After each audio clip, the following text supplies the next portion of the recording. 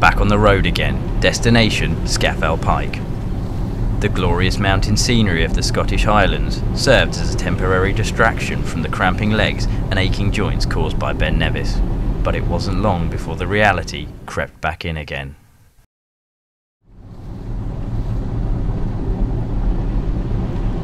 By the time we reached the motorway, I was really paying the price. During our descent of Ben Nevis, I had caught my leg in a deep snowdrift.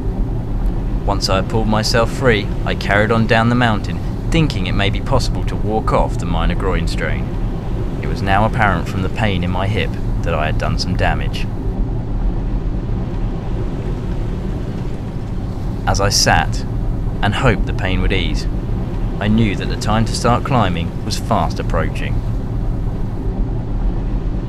Could the challenge be over for me already, or would I manage to battle through the pain?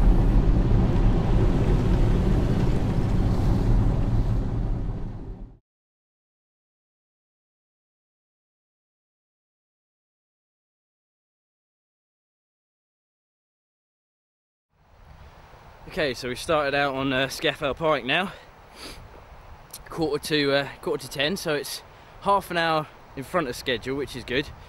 Sorry if I keep looking down here. I'm trying to see where I'm going in the dark, because obviously you can see me, but I've only got a small head torch to show me where I'm going.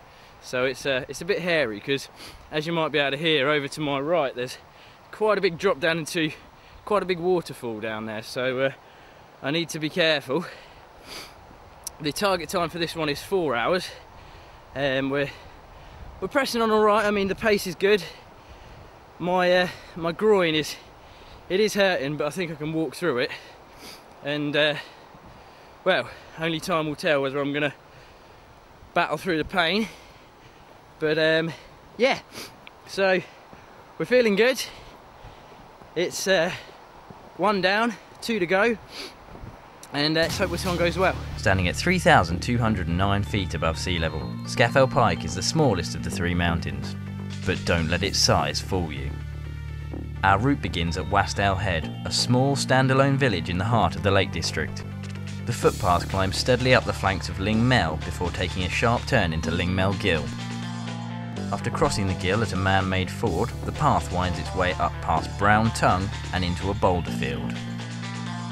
Despite being close to the summit, this boulder field is hard to navigate at the best of times, with no obvious path leading the way. To keep within the time limit, we have to complete this climb in under 4 hours, a tall order after Ben Nevis only hours before. To make matters worse, we will be walking through the dead of night.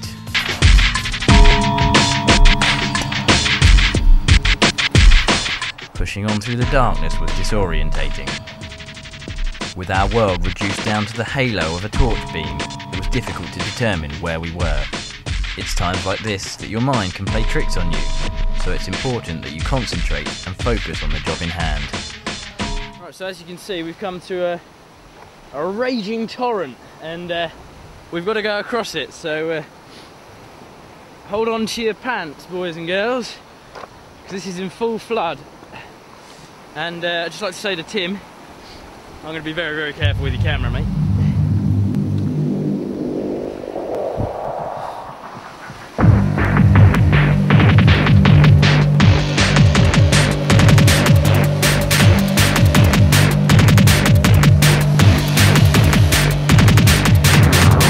Take a look at this. The water is coming down here so far, it's actually carving these rocks into shape, so it's pretty powerful. So what we're going to do is, instead of take the route across this way, we're going to go up round there.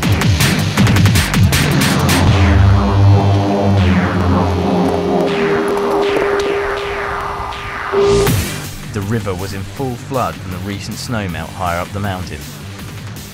What would normally be an easy crossing had been turned into a whitewater labyrinth where one slip would be fatal.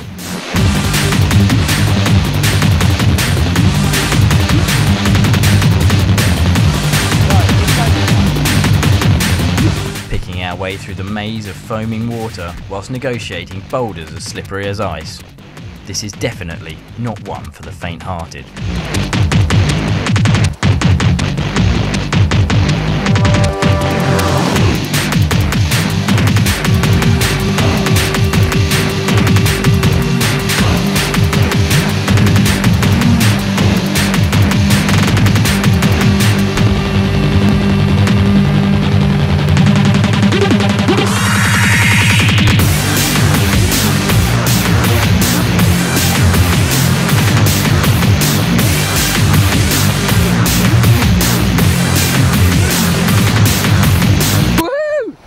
Right, well, we're across that one, and what a beast. Those rocks were really slippy, but we're back on the path now, so we need to start heading up round this big lump of rock called Brown Tongue, where we reach a fork, and I'll pick it up there again.